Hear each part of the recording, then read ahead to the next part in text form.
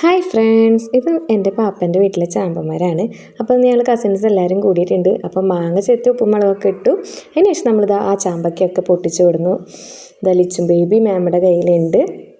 അങ്ങനെ അവൾക്ക് ഈ ചാമ്പയ്ക്കയുടെ അടുത്തേക്ക് വരാൻ വേണ്ടിയിട്ട് അവളുടെ കയ്യിലൊരു ചാമ്പയ്ക്ക കൊടുത്തിട്ട് അവളെ അവിടെ ഇരുത്തി ഞങ്ങൾ ആ ചാമ്പയ്ക്കൊക്കെ വൃത്തിയാക്കുകയാണ്. അങ്ങനെ പാപ്പ നാട്ടിലേക്ക് വന്നിട്ടുണ്ട്.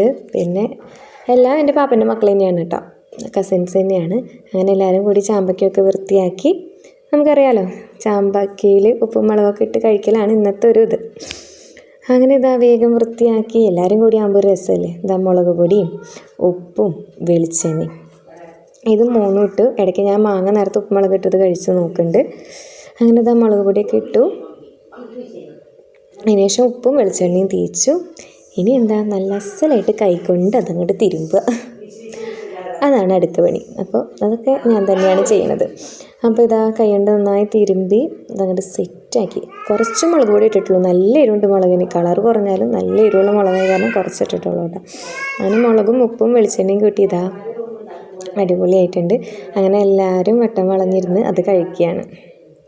ഇതാ എല്ലാവരും കഴിച്ചുകൊണ്ടിരിക്കുകയാണ്. ലീച്ചുമോളെ സൗണ്ട് ചെയ്ത് അവളവിടെ ഇരിക്കുന്നുണ്ട്. അവളൊരു മാങ്ങ കഷ്ണം തിന്നിട്ട് ടി വിയും കണ്ടിരിക്കുന്നുണ്ട്. ഞങ്ങളെല്ലാവരും ടി വി കാണുന്നുണ്ട്, ഇത് കഴിക്കുന്നുണ്ട്. അതിന് ശേഷം എന്ത് ചെയ്തു, പൈനാപ്പിൾ പഴുത്തതുണ്ടായിരുന്നു. അപ്പോൾ ഞാനത് വേഗം കഷ്ണം ചെത്തി.